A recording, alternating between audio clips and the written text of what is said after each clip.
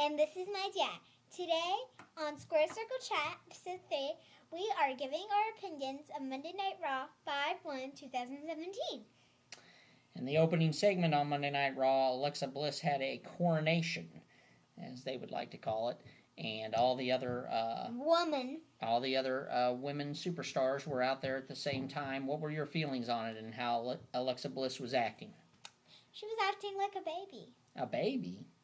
Why is that? She was bragging.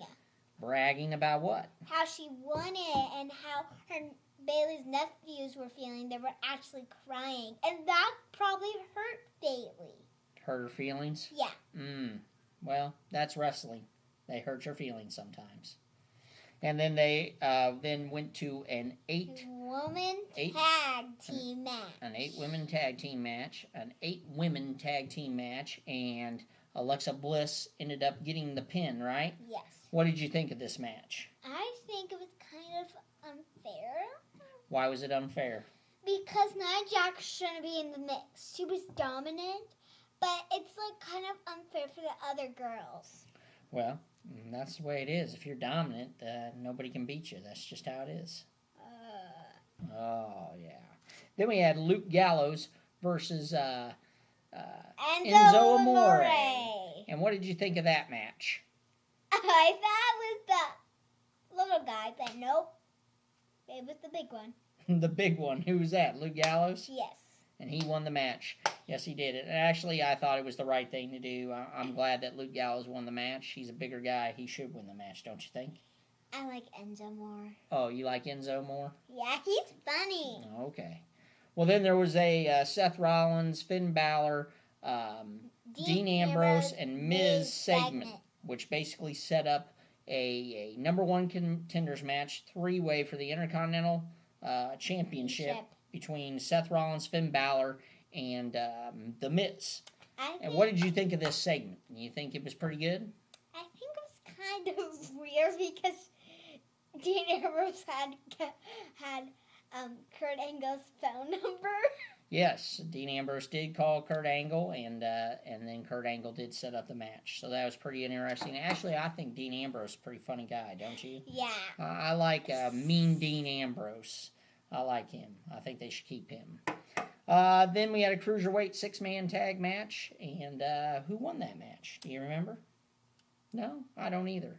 But was it a pretty good match? Yes. What happened in the match? Do you remember? There was flying. It was Jack Gallagher, Rich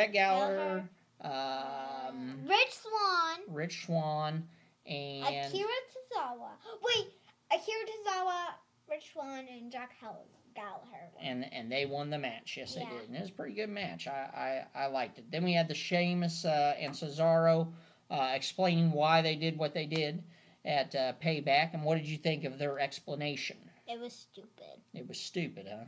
Well, it was not a good explanation. Why was it not a good explanation? Because it's not a good reason why you did that. You have to give us another reason why. Sheamus and Cesaro.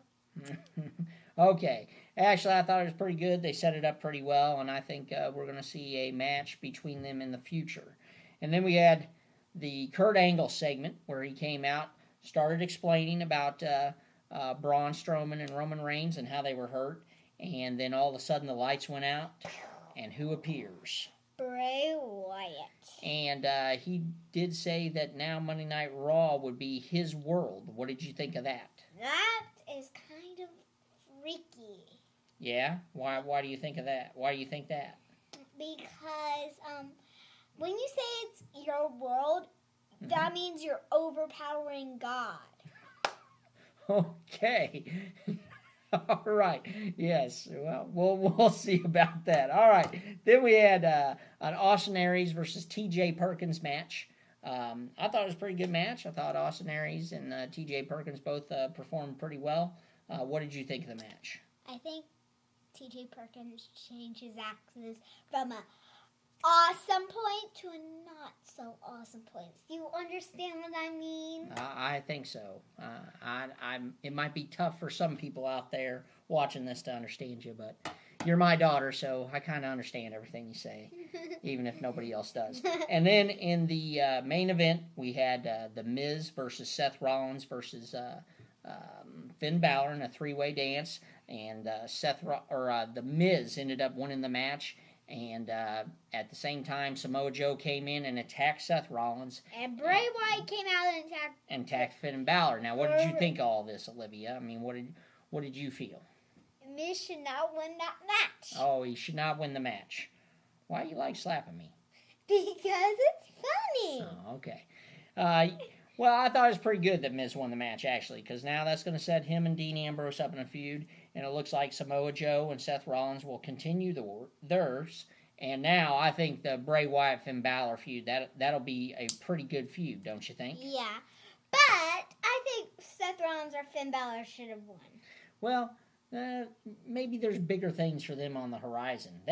They're looking at the Universal title, don't you think? Not the Intercontinental title. That's what I think. Don't you? Yeah, but why The Miz? He's stupid! Stupid, stupid, stupid, stupid. Well, that's the way it is this week on Monday Night Raw. Join us next week as we will talk.